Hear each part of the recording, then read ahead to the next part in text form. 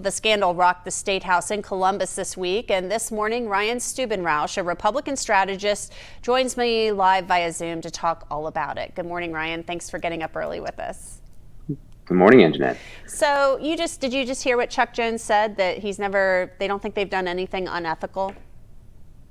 I did hear that, and that's a pretty bold statement to make. And I think given the allegations laid out in that 81-page affidavit from the FBI, a lot of that may prove to be untrue. Okay. It's because it's interesting that he just came out and did an interview and talked about how they didn't do anything wrong.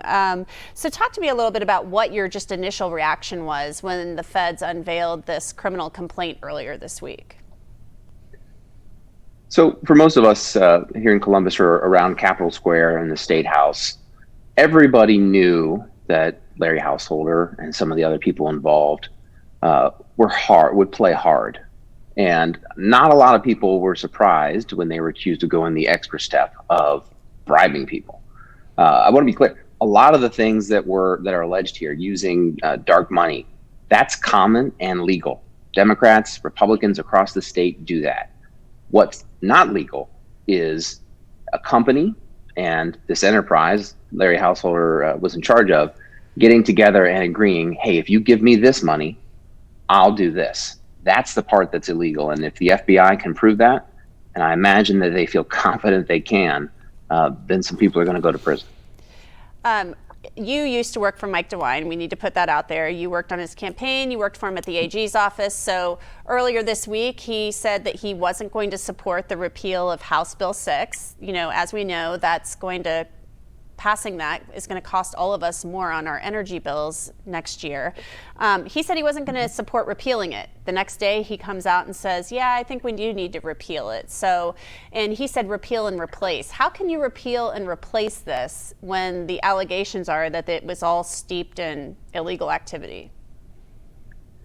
So this is tricky, but we kind of have to separate two things. One, there's the bribery and the corruption. That part, that's bad. We know that.